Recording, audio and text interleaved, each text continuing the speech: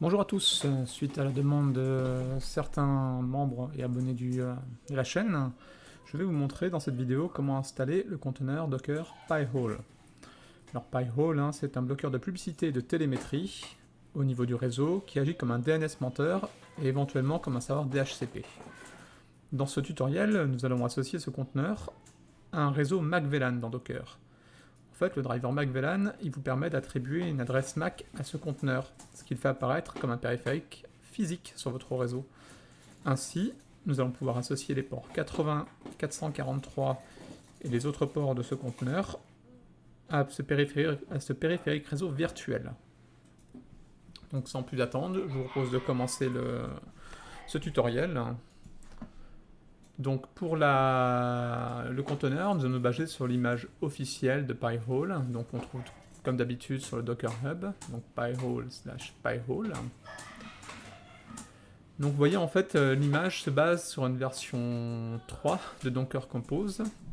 Et dans la mesure où elle nécessite de se connecter à un réseau, donc où j'ai dit MAC-VLAN, on va pas passer par une stack portainer, mais on va directement, vous allez voir, passer par la composition d'un fichier YAML pour lancer Docker Compose.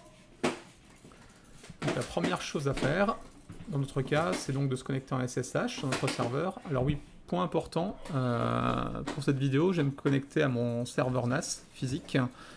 En fait, j'ai pas réussi à faire fonctionner cette configuration-là sur une machine virtuelle. Donc là, vous allez voir vraiment comment je l'ai installé sur mon NAS physique. Donc je me connecte sur le NAS en SSH.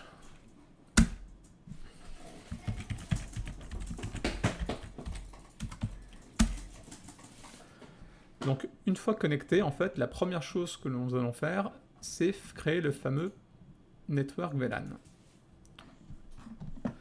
Alors comment est-ce qu'on crée ce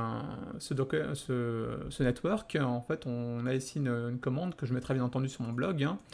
Alors cette commande Docker dit donc de créer un network de type VLAN avec un sous-réseau dans lequel on va déclarer l'IP en fait de notre serveur NAS qui héberge donc Docker. Ici votre passerelle internet, donc l'IP de votre box. Et au niveau de l'argument parent, on va rentrer ici l'interface de votre serveur sur lequel tourne Docker. Et donc pour la trouver, cette interface, vous pouvez vous connecter par exemple dans OpenMediaVault. Vous allez ici dans la partie réseau, interface, et vous voyez en fait, dans mon cas, mon serveur NAS en fait, il est branché en Ethernet, et c'est donc l'interface NO1 qu'on va utiliser et déclarer dans la commande. Et derrière, on va finir en affichant, en lui attribuant, pardon, un nom de réseau.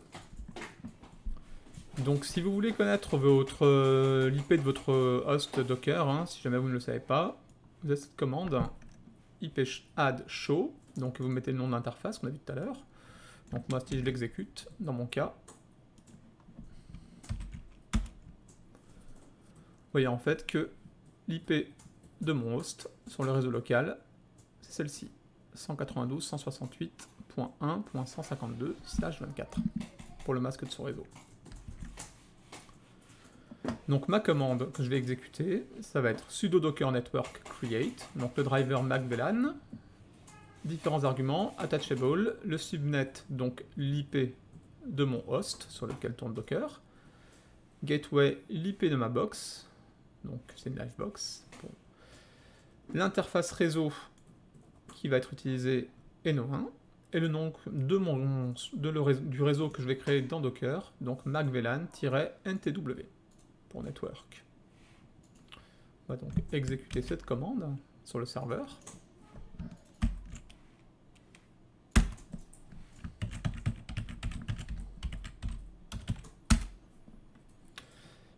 Et voilà, là du coup on a l'identifiant du réseau qui a été créé dans Docker. Alors on peut le retrouver bien entendu si on se connecte sur Portainer. Si vous allez ici dans Network, vous voyez maintenant apparaître le réseau MAC-VLAN que je viens de créer à l'instant.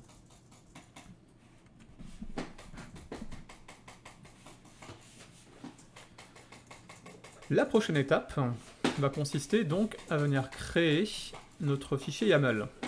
dans lequel on va rentrer là toutes les caractéristiques en fait de la configuration de notre conteneur Pi-hole. Donc comment est-ce qu'on lit ce fichier YAML? Donc c'est classique, hein, donc vous voyez le nom du service Pi-hole, donc le nom du conteneur que je vais lui associer, Pi-hole. L'image qu'on utilise, donc c'est l'image que je vous ai montré tout à l'heure sur le Docker Hub Pi-hole, donc l'image officielle, donc la dernière en cours. Et au niveau des ports, en fait, ce conteneur doit utiliser les ports 53 en TCP en UDP, 67, 80 et 443. Alors au départ, hein, j'avais essayé de le faire fonctionner en mode bridge et de lui associer, puisque moi en fait les ports 80 et 443 sont déjà utilisés sur ma machine, le 80 pour OMV et le 443 pour Nginx Proxy Manager. Donc j'avais essayé de déclarer le 2080 et le 20443, mais Pi-hole le conteneur s'installait sans aucun problème, mais derrière, je n'arrivais pas à l'interroger donc en tant que serveur DNS. Donc ça ne fonctionnait pas, et donc je n'avais aucun filtrage. Donc c'est pour ça que je me suis mis en recherche d'une solution pour justement pouvoir faire fonctionner Pi-hole dans un conteneur Docker, mais de pouvoir bénéficier voilà, de tous les services de Pi-hole. Et c'est là que j'ai trouvé donc la solution par le network MacVLAN. Donc on lui assigne ces ports sur notre host face à ces ports côté conteneur. Donc l'avantage c'est que comme on utilise un périphérique réseau virtuel, c'est pour ça qu'on peut réattribuer ces ports 80 et 443 qui sont normalement utilisés par d'autres conteneurs. Au niveau des variables d'environnement, comme d'habitude la time zone, vous déclarez ensuite un email en fait pour le compte admin. Donc là je vous laisse à votre main, hein, le password qui sera associé. Vous pouvez en fait également préassocier deux DNS qui seront utilisés en fait par Pi-hole lorsque les requêtes lui arriveront des différents appareils sur votre réseau. Donc moi j'ai fait le choix que Pi-hole aille interroger les serveurs DNS de Cloudflare. Donc d'où les IP là que vous voyez déclarés. Ça peut se modifier derrière via l'interface de Pi-hole. Et enfin, dans cette variable d'environnement serveur IP, on va venir attribuer une IP fixe à ce périphérique réseau virtuel. Donc moi, dans mon cas, en fait, au niveau de ma box, ma plage DHCP s'arrête à 192.168.1.150. Donc je me suis laissé un peu de marge et je lui ai assigné cette IP fixe 160. Ensuite, derrière, c'est du classique. On vient déclarer dans les volumes des dossiers dans lesquels on va pouvoir persister la configuration de notre conteneur. Donc moi dans mon cas, voilà, j'utilise ce chemin-là, qui est en fait l'un des disques de mon NAS dans lequel j'ai stocké toutes mes configurations Docker. Donc je vous laisserai vous choisir le chemin que vous souhaitez retenir. Au niveau de la politique de redémarrage, un let's stop comme d'habitude. Et ensuite, on va rentrer un argument, ici networks, pour dire que ce conteneur, en fait, ce service, va utiliser le réseau MacVLAN Network qu'on vient de créer auparavant par la commande. Et on va, sur ce réseau, on souhaite utiliser cette IP, lui attribuer en fait cette IP fixe. Et enfin, derrière, une fois qu'on a déclaré tout notre service, on déclare les différents networks. Donc là, on redéclare le network MacVLAN et external, puisqu'en fait, on l'a créé en dehors de ce fichier YAML. Voilà, donc pour créer tout ça, je vais me rendre de nouveau sur mon serveur en SSH. Donc moi je vais faire le choix de stocker mon fichier de configuration YAML dans un répertoire Home Docker. J'ai tendance à vous dire, c'est vous qui voyez, vous êtes libre de le faire. Et je vais utiliser Nano, éditeur Nano, pour venir renseigner, créer ce fichier YAML. Vous pouvez utiliser Vim si vous voulez, il y a différentes solutions. Donc une fois dans Nano, je prends ma configuration ici, je viens la coller, donc, tout m'a l'air bon, CTRL O, je valide, et CTRL X pour quitter. Et maintenant on va venir tester donc le conteneur en rentrant la commande sudo docker compose up.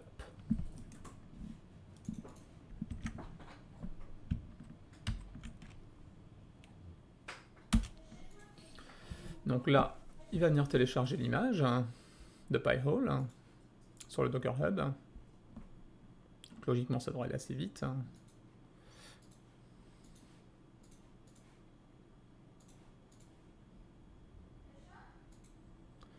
Voilà. Maintenant, il crée le conteneur.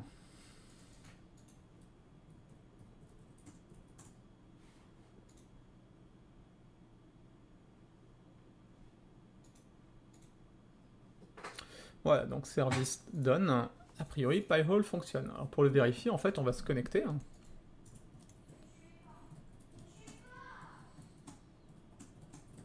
Donc pour se connecter en fait à Pi-hole, vous connectez en HTTP, vous mettez donc l'IP du conteneur que vous venez d'assigner, /admin.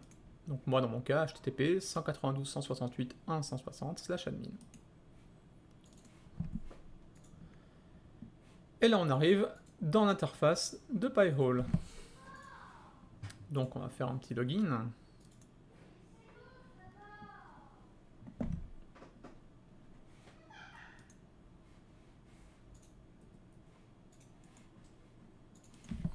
Ici, on avait dit mot de passe dans ma config.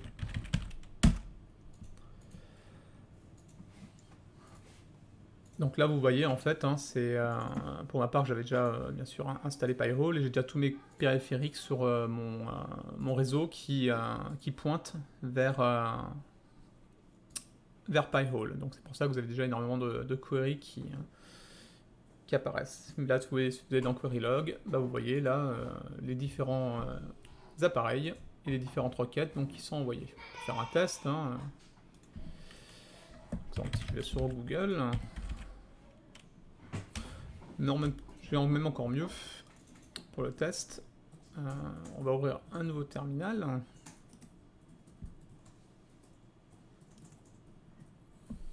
Donc on va se reconnecter en SSH. Quoique non, pourquoi je... non. Pas besoin de se connecter en SSH. En fait, on va utiliser la commande ns lookup. Donc on va interroger le nom de domaine google.fr et on va interroger donc Pi-hole.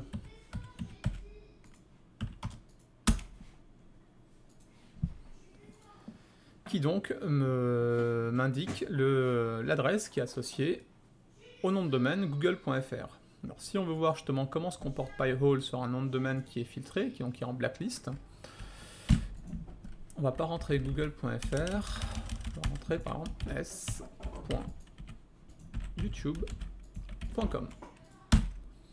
Et là vous voyez en fait que face à ce nom de domaine qui est filtré par Pi-hole, l'adresse qui est retournée par Pi-hole est une adresse IP donc locale, donc une boucle 0.0.0.0, ce qui fait que derrière rien ne s'affiche en termes de publicité.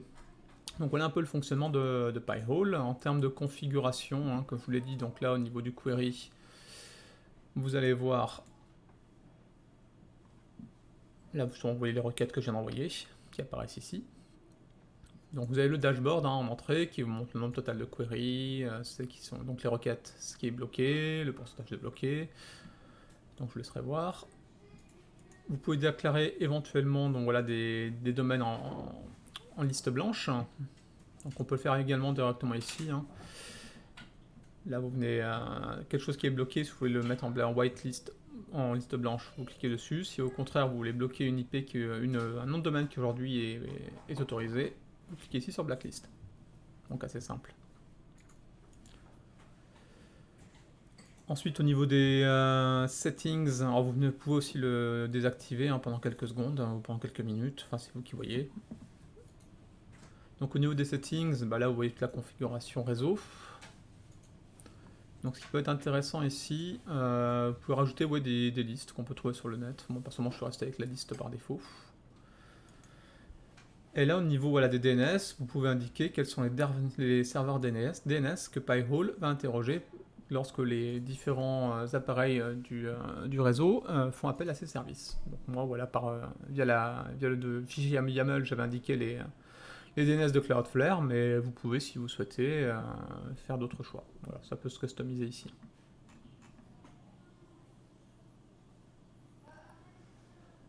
Je pense qu'on a... Non, le point important maintenant, je pense. Comment faire en sorte que vos appareils viennent interroger Pi-hole et arrêtent d'interroger le DNS paramétré sur votre box.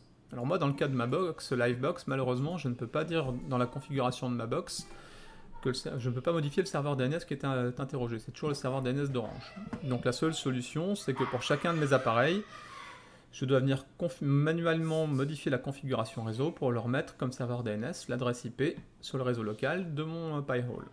Donc au niveau Linux, je vais vous montrer comment faire. Donc ici, alors moi je suis sur Mint, hein, ça va être à peu près pareil sur les autres distribs. Je vais dans les paramètres système, réseau. Donc là, moi je suis en Wi-Fi sur ma Livebox. Ah, j'aurais pas dû déconnecter. Hop là, je vais sur le petit coup cranté, IPv4. Et donc ici, dans les serveurs DNS, vous pouvez rentrer en plusieurs. Donc moi, en premier, j'ai mis donc Pi-hole et je me suis mis une sécurité à un point, donc le serveur DNS de Cloudflare, si jamais mon Pi-hole venait à rencontrer des problèmes. Voilà. Je vais me déconnecter de ma session Linux et je vais vous montrer comment le faire sur un Windows. Alors on se retrouve maintenant sur Windows pour vous montrer comment modifier ces paramètres. Donc vous allez dans le menu démarrer, paramètres, réseau. Là, vous sélectionnez modifier les options d'adaptateur. Donc moi je suis en Wi-Fi sur cet ordinateur là, donc je sélectionne l'adaptateur Wi-Fi, je vais dans propriétés. Là vous sélectionnez protocole internet version 4, TCP/IPv4, propriétés. Et donc là vous cliquez sur utiliser l'adresse de serveur DNS suivante et vous rentrez donc l'adresse de Pi-hole. Et si on veut un serveur auxiliaire, donc moi c'est ce que je vous ai dit, je prends le DNS de Cloudflare au cas où. Voilà, donc on va revenir sur notre serveur SSH, sur notre serveur NAS en SSH. Nous sommes de retour sous Linux. Donc ce qui va être intéressant là, je pense, pour boucler la vidéo, c'est de vous montrer en fait la façon également dont vous pouvez vous y prendre. Si vous ne souhaitez pas faire le fichier YAML, vous pouvez très bien créer manuellement en fait ce conteneur, hein, une fois que vous avez créé le réseau en fait. Donc là je vais arrêter Pi-hole en faisant CTRL-C. Voilà, il est arrêté. Et donc si on va dans Portainer, vous allez voir voilà mon conteneur Pi-hole qui a donc été créé.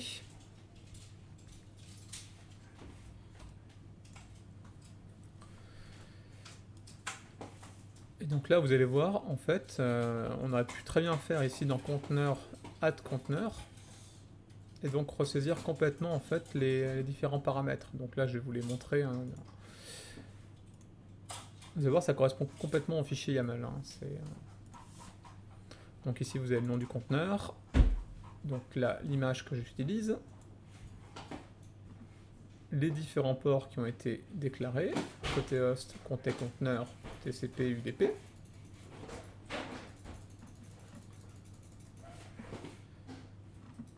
Ensuite, si on va ici, dans l'onglet volume, les différents chemins que j'ai indiqués, donc côté conteneur, côté host. Au niveau du network, le network donc, que j'associe à ce conteneur. Donc mon network MacVLAN est dans IPv4 adresse, l'adresse IP que je souhaite assigner à ce conteneur. Donc dans l'onglet environnement, on retrouverait voilà, toutes les variables d'environnement que j'avais déclarées tout à l'heure. Donc ma time zone, mon email, le web password, les serveurs DNS à utiliser, et l'IP fixe associé à la variable d'environnement serveur IP. Après tout le reste derrière, vous n'avez pas besoin, hein, ça a été renseigné après automatiquement une fois que j'avais créé tout à l'heure le conteneur. Vous arrêteriez là au niveau de la saisie, de la création. Et dans Restart Policy, voilà, vous viendrez sélectionner Unless Stopped. Ou une autre valeur si vous en avez envie. Hein. Donc voilà, et derrière vous cliqueriez sur Deploy the Container et le conteneur serait créé et déployé. Donc voilà, c'est comme vous voulez. Donc là maintenant, on va relancer tiens, Pi-hole, Start. Ensuite dans les logs que tout se passe bien.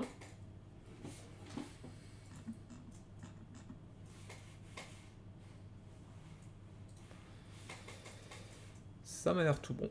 Serveur donne, on va vérifier. Un petit refresh. C'est tout bon. Bah écoutez, j'espère que cette vidéo vous aurait intéressé, qu'elle vous a paru claire. Donc je me suis du coup, j'ai pas mal galéré hein, pour trouver cette solution. Donc je me suis dit que j'ai commandé là un Orange Pi 02. Et je vais sans doute, une fois que je l'aurai reçu, installer AirAmbian dessus et donc Pi-hole. Donc je ferai peut-être une vidéo voilà, pour vous montrer comment ça fonctionne. Ça change un peu des sujets que j'ai abordés jusque là. Écoutez, voilà, j'espère que ces informations vous seront utiles. Si ces vidéos, ces tutos vous intéressent, n'hésitez pas à vous abonner. Et puis je vous dis à la prochaine. Ciao!